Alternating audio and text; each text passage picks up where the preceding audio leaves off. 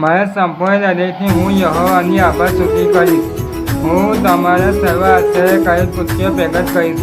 હું તમારા આનંદ તથા ઉલ્લાસ કરીશ. હે પર્યાત પર હું તમારા નામનો સ્તોત્ર ગાઈશ. જ્યારે મારા શત્રુઓ પાછળ હટે છે ત્યારે તમારી સમસ્ત તેઓ ઠોકર ખાઈને નાશ પામે છે. કેમ કે તમે મારો હદ તથા દાવો સ્થિર કર્યો છે. તમે ન્યાયાસન પર બેસીને અદલ ઇન્સાફ કર્યો છે. તમે વિદેશીઓને ધમકાવ્યા છે. તમે દુષ્ટોનો નાશ કર્યો છે. તમે તેઓનું નામ સદાને બદલે ભૂસી નાખ્યું છે. શત્રુઓનો અંત આવ્યો છે. તેઓ હંમેશને બદલે નાશ પામ્યા છે.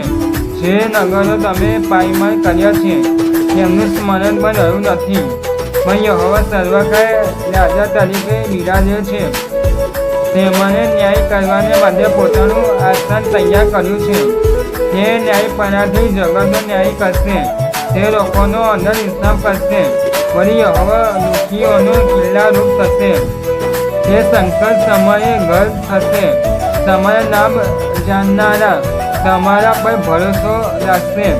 કેમ કે હે યહોવા, તમે તમારા શોધનારને તજ્યા નથી. યહોવા સિયોનમાં રહે છે. તેમને સ્તોત્ર ગાઓ.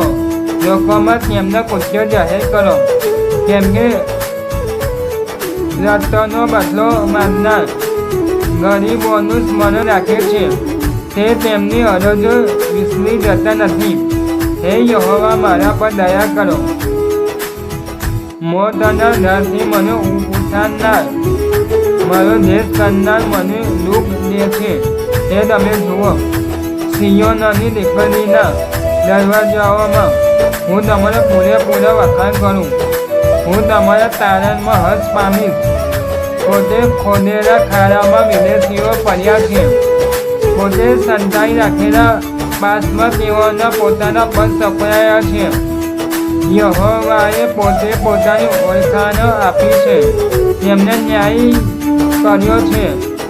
દુષ્ટ પોતાના હાથના કામમાં પોતે સફળાઈ ગયા છે. દુષ્ટો એટલે દેવને ભૂલનાર સર્વ લોકો સિયોનમાં જશે. તેમને દરિદ્રીનો હંમેશા ભૂલી જવામાં આવશે નહીં. અને ગરીબોની અપેક્ષા સદા નિષ્ફળ થશે નહીં. હે યહોવા, ઉઠો, માણસને બેભાન થવા ન દો.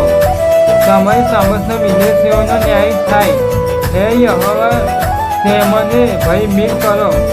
અમો માત્ર માણસ છીએ એવું વિદેશીઓ જાણે.